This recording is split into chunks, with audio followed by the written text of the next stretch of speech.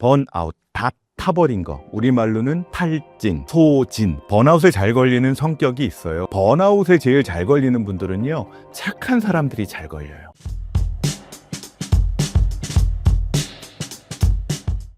번아웃 증후군이라는 말이 직장인들 사이에서 나오는데 번아웃이 정확히 뭔가요? 번아웃은 성냥불이 켜진 다음에 그게 다 타버린 상태. 이걸 한번 상상해 보시면 돼요. 지금 여기 아마 그림이 뜨고 있을 거예요. 정의상으로는 이렇습니다. 번아웃, 다 타버린 거. 우리말로는 탈진, 소진, 극심한 스트레스를 만성적으로 받다가 더는 감당해 버릴 수 없는 느낌에 빠지는 거.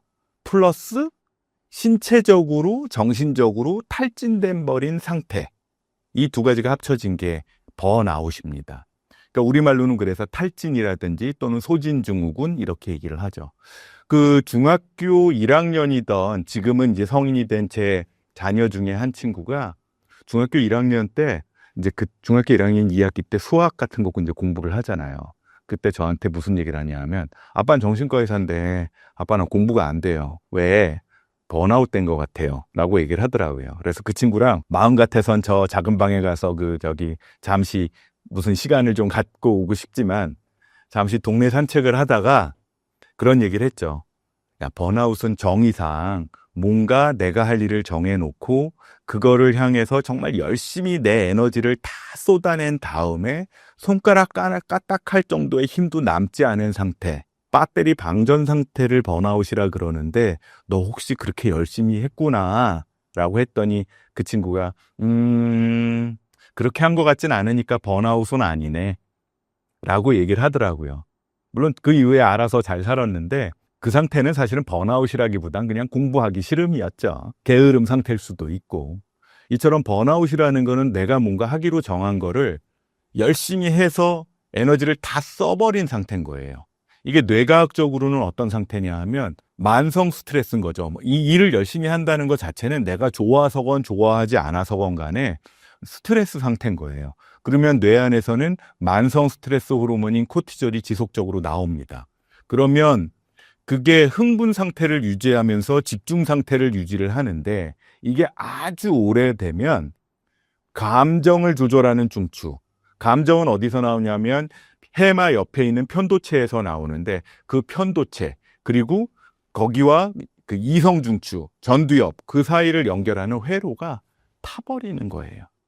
원래는 어떻습니까? 원래는 힘들어도 힘들어 죽겠지만 조금 더 참아야 돼. 힘들어 죽겠지만 요 깔딱고개를 넘어서야 이거를 완성할 수가 있어. 조금만 더 힘내자. 마치 마라톤 40km 뛰고 난 다음에 마지막 몇 킬로를 남겨놓고 뛸 때 그걸 참아내는 능력은 체력이 아니잖아요.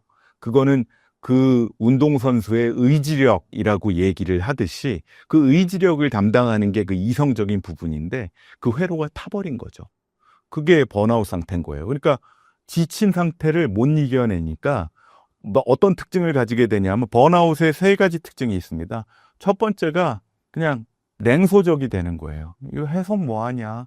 아, 이건 원래 의미가 없어. 아우, 의미 없다. 현타 오면서 내가 그 다음에 하기 싫고 잘 안 될 때 우리가 하는 거 이거 원래 내 적성이 아닌 것 같아.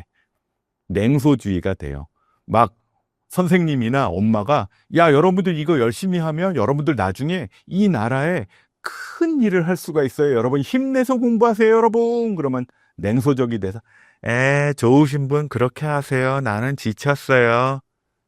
냉소적이 되고요. 탈진이 돼버려요. 탈진이 돼버리니 에너지가 다 탈진이 돼버리니까 아침에 눈 뜨는 것도 싫어요. 피곤해 죽겠죠. 기운이 없어요. 제일 중요한 건 그러다 보면 활력이 떨어지면서 효능감이라는 게 떨어집니다. 예전에는 내가 쉽게 하던 일도 이제는 잘 못 해낼 것 같아요. 직장 안에서 왜 요새 큰 기업들은 직장 안에 번아웃을 다루는 부서들, 인사팀이나 또는 행복센터 이런 데서 그걸 다루는 부서가 굉장히 많거든요. 왜 그러겠어요? 직장 내에 다니는 직장인들이 번아웃이 되면 그 사람이 개인적으로 뭐 우울증 되고 분아웃 되는 건 둘째 치고 이게 효능감이라는 게 떨어지니까 일이 잘 안 되지. 그래서 심리학 하시는 분들은 직장 내 분들이 만약에 30% 이상이 번아웃 되면 그 직장은 망한다라고 얘기해요. 왜냐하면 번아웃의 후유증이라는 것 자체가 감정이 메말라 버렸지, 냉소적이 되지, 거기에 직무 효능감이 떨어지니까 지금 다른 앞에 건 못했어. 앞에 건 지승질 들어워지는 거니까 됐는데 직무 효능감이 떨어지면 일이 잘 안 되겠죠.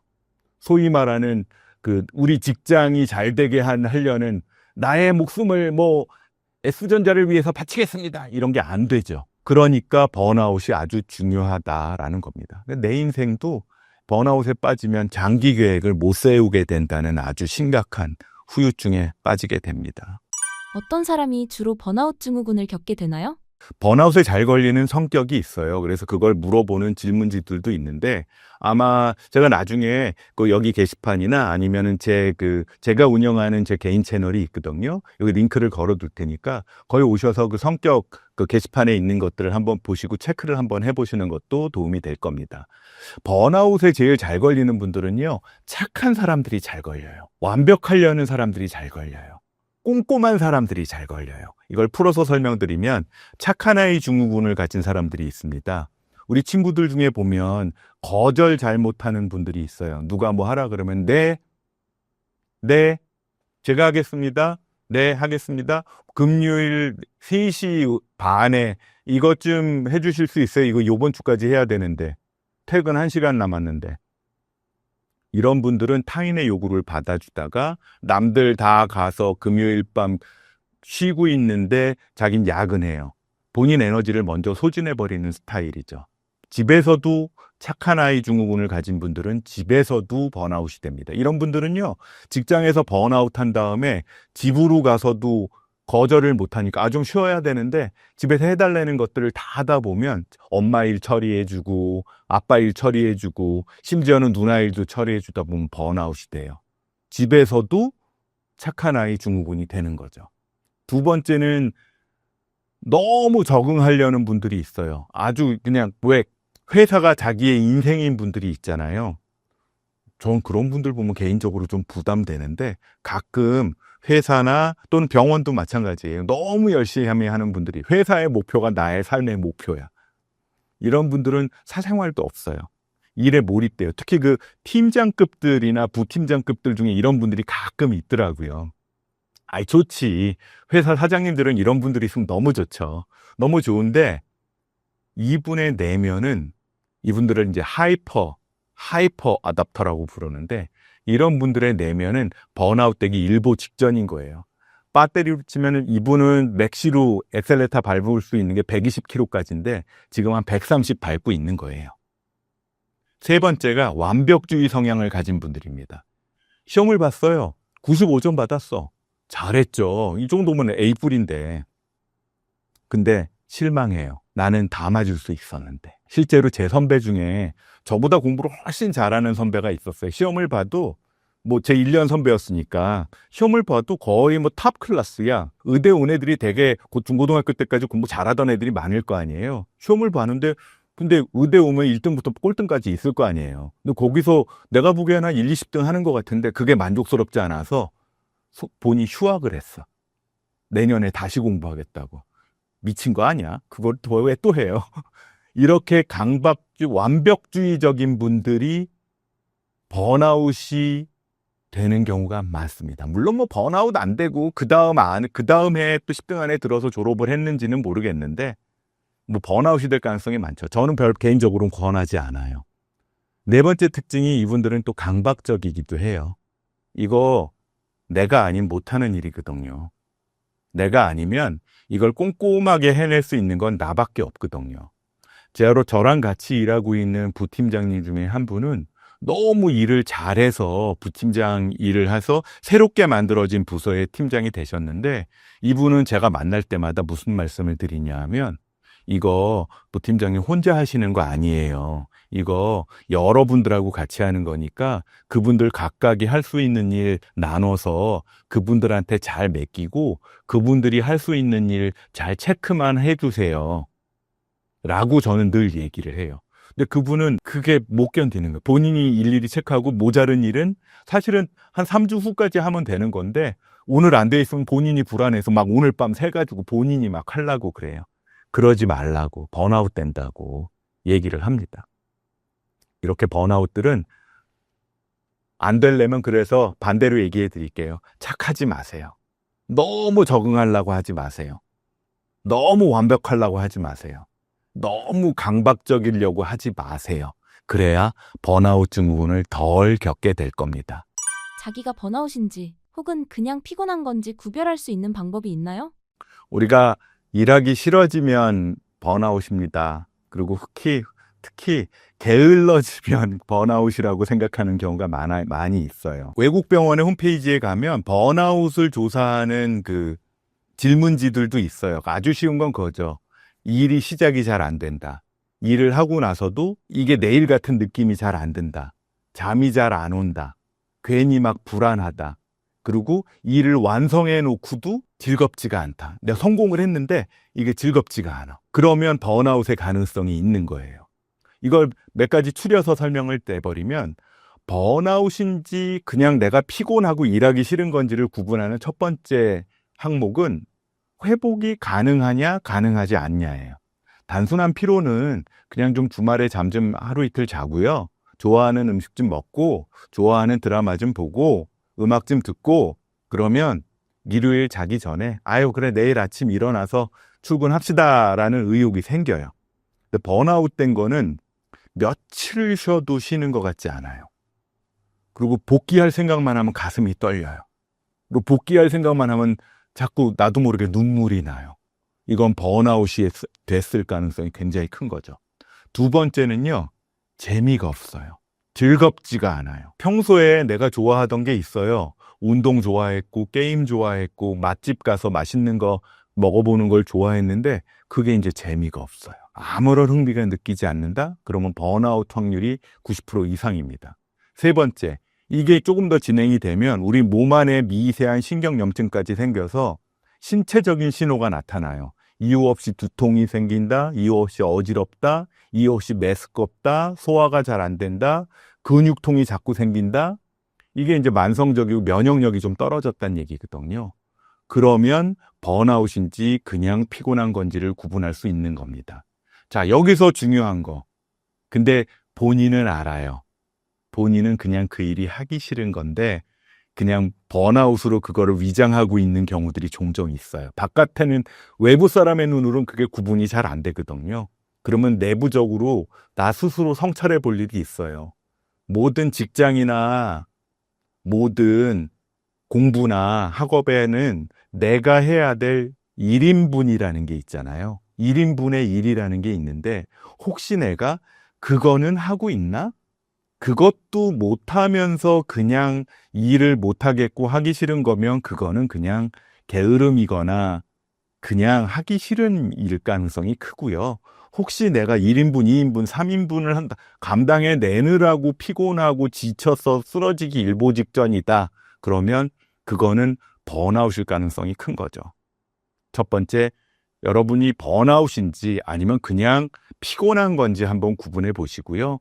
여러분이 진짜 번아웃인지 아니면 그냥 그 일이 하기 싫고 1인분도 내 몫이 아니라고 생각해서 그러는 건 아닌지 그 부분은 반성해 보시기 바랍니다. 번아웃이 오면 어떻게 대처해야 할까요? 쉬는데 제일 먼저 해야 될 일은 자책을 하지 말아야 돼요. 번아웃 되면 자존감이 좀 떨어져 있어서요. 그렇게 번아웃 된 거 자체가 나이 못난 놈, 이것도 못 견디고 하는 생각을 하실 수가 있는데 일단 멈추는 게 필요합니다. 자책하지 마시고요. 쉬는 시간을 좀 가져야 돼요. 쉬는 시간을 하루 중에 단 10분이라도 아니면 단 30분이라도 아무것도 안 하는 시간을 가지는 게 중요해요. 저 같은 경우는 낮 시간에 그냥 멍하니 정말 아무것도 안 하는 시간, 그냥 멍하니 있는, 멍 때리는 시간을 한 10분 가지는 거 되게 좋아하고요. 운전할 때, 출퇴근 시간에 운전할 때 음악도 키지 말고 그냥 정말 아무 생각 없이 머리는 공회전, 운전에만 집중하는 그런 시간도 쉬는 시간이 될 수 있고요. 심리적인 거리를 두는 게 필요합니다. 일은 일이고 나는 난 거예요. 근데 번아웃이 될 때는 일에 빠져 있는데 그 일을 100% 완성하는 게 나은 거예요. 그 일을 잘 못하면 내가 무너지는 거지. 심리적인 일과의 심리적인 거리두기. 그게 두 번째 할 일인데 무조건 쉬는 게 정답은 아니에요. 무조건 쉬지 말고 현실적으로는 이 삶에서 내 에너지를 뺏어가는 게 뭔가를 구분해야 됩니다. 그리고 회복되는 시간을 의도적으로 만들어야 돼요. 세 번째가 가능하다면 일의 속도를 좀 늦추세요. 삶의 속도를 조금 늦추라고 얘기합니다. 이거는 제가 공황장애에 빠진 분들, 이게 번아웃이 심해지다 보면 우울증이나 공황장애 같은 게 생기잖아요. 공황장애에 빠져서 오신 분들한테 제가 많이 하는 말인데 내 에너지 배터리의 70%만 쓰세요 라고 얘기를 합니다. 번아웃이 오기 직전에는 우리는요, 내 에너지의 100%, 내 에너지의 120%를 쓰고 있었을 가능성이 굉장히 크거든요. 그러면 회복이 안 돼요. 회복이 될 때는, 쉴 때는 내 에너지, 일은 아예 안 하기는 쉽지 않으니까 일을 하게 되더라도 한 70% 정도만 일을 하고 나머지 30%의 배터리는 내 에너지 회복의 용도로 사용을 하거나 아니면 어떤 응급 상황에 대처하는, 아프거나 뭐 그럴 수 있잖아요. 그럴 때 사용할 수 있는 배터리로 남겨두셔야 된다라고 얘기를 합니다. 번아웃은요, 내 인생이 실패했다는 실패 신호는 아니에요. 그냥 이 방식으로는 오래 못 간다. 오래 가려면 지금 좀 쉬고 일하는 방식, 사는 방식을 조금 점검해라 라는 일종의 경고등. 그냥 노란불이에요. 노란불. 빨간불 아니고. 이때 잠시 쉬고 쉬는 방법을 잘 정해 보시기 바랍니다.